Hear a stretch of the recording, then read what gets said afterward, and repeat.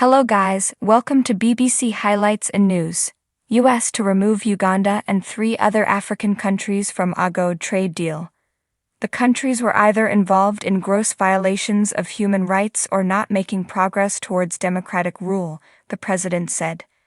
The US introduced the African Growth and Opportunity Act, Agoa, in 2000.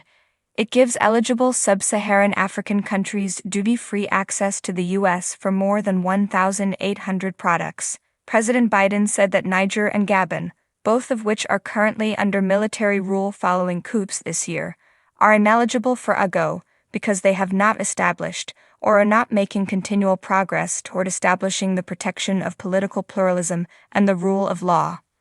He also said that the removal of the CAR and Uganda from the program was due to gross violations of internationally recognized human rights by their governments.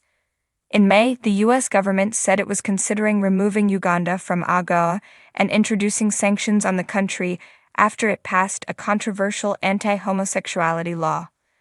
The law, which imposes a death penalty on people found guilty of engaging in certain same-sex acts, has faced global criticism. Despite intensive engagement between the United States and the Central African Republic, Gabon, Niger, and Uganda, these countries have failed to address United States' concerns about their non-compliance with the Agoa eligibility criteria, President Biden said on Monday, in a letter addressed to the Speaker of the U.S. House of Representatives. The 4 countries are yet to react to the announcement, which comes just before South Africa is due to host the 20th Agoa Forum from Thursday this week. Their expulsion from Agoa is set to take effect from the start of next year and is likely to impact their economies, as Agoa has been credited with promoting exports, economic growth, and job creation among participating countries. CAR is likely to be the least impacted by the Agoa expulsion, as it only recorded $881,000, £722,300 in U.S. exports in 2022, according to U.S. government data. The country, however, imported goods worth $23 million from the U.S. in the same year, creating a massive trade deficit between the two countries. U.S. data also show that Uganda exported goods worth $174 million to the U.S. last year, while Gabon and Niger recorded U.S. exports of $220 million and $73 million respectively in the same period.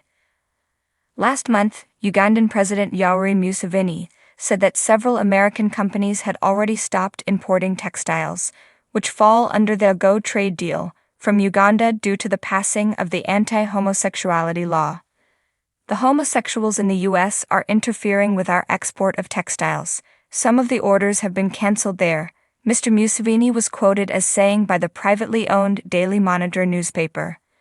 In August, Mr. Museveni banned the importation of second-hand clothes, a move thought to target the U.S., which is a major supplier of the used garments to Uganda and other African countries. The threat to exclude Niger and Gabon from Agoa is the latest U.S. government action against the two junta-led countries. The U.S. State Department announced last week that it had suspended most foreign aid to Gabon and would only resume assistance if Gabon's transitional government establishes democratic rule. In August, U.S. Secretary of State Antony Blinken announced a similar measure against Niger, saying that the U.S. is pausing certain foreign assistance programs benefiting the government of Niger. Burkina Faso, Mali, and Guinea have all previously been expelled from Agoa after military coups in those countries. Thank you for watching. Please subscribe to our channel to see more.